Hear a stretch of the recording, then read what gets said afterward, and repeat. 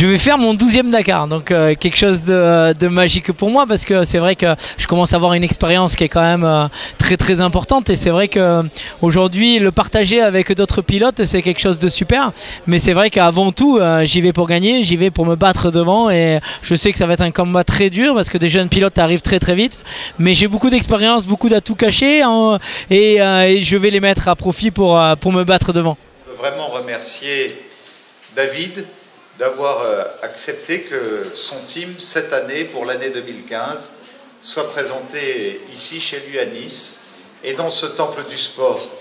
La moto en général c'est toute ma vie. Aujourd'hui du 1er janvier au 31 décembre je vis avec ma moto et avec tout ce qui fait que je suis un pilote professionnel. Donc la préparation physique et puis aussi derrière les courses, les aventures que je vis parce que je dois avoir à peu près 150 championnats du monde dans le monde entier. C'est vrai qu'aujourd'hui c'est une grande fierté de partager ça avec les Niçois et puis les gens qui m'entourent. Beaucoup m'appellent Papa, Papa Navigation, parce que c'est vrai que j'ai beaucoup d'expérience et que je navigue pas mal. La moto pour moi c'est quelque chose de tellement important et arriver à mettre une moto comme ça dans un musée national français, c'est une belle satisfaction personnelle dans une carrière, mais je suis toujours là, ça m'accroche, ça me motive. De voir les regards des gens aujourd'hui, c'est des regards qui m'aideront à aller encore plus loin au mois de janvier. Pour faire ce que je fais avec cette période qui est pas facile pour aller chercher les partenaires, etc. Il faut arriver à se dépasser. Enfin, à chaque fois que je vais voir un partenaire, je me dépasse au maximum. J'essaye de les motiver au maximum. Je mets toute ma passion pour le faire vivre. Et aujourd'hui, un sponsor qui te tape dans le dos et qui te dit va t'amuser, tu trouves plus. Et donc aujourd'hui, il faut créer vraiment des motivations énormes. Et c'est vrai que là, de partir avec mon équipe, j'ai aussi un peu ce côté.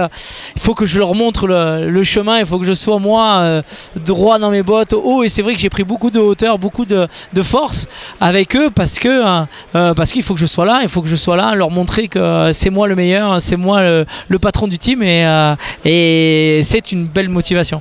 Je pars avec 11 personnes, donc 6 pilotes, 5 assistants, donc 3 mécaniciens, un manager, un responsable logistique, donc une grosse infrastructure, une grosse logistique, mais derrière j'ai su vraiment m'entourer vraiment de personnes hyper compétentes et sur qui je peux vraiment me reposer. Aujourd'hui, on a des motos qui sont exceptionnelles au niveau, on embarque beaucoup d'électronique qui est très fiable maintenant. Parce qu'aujourd'hui, on roule à 0 et on roule à 4970 mètres. Donc aujourd'hui, vraiment, l'évolution, c'est l'injection.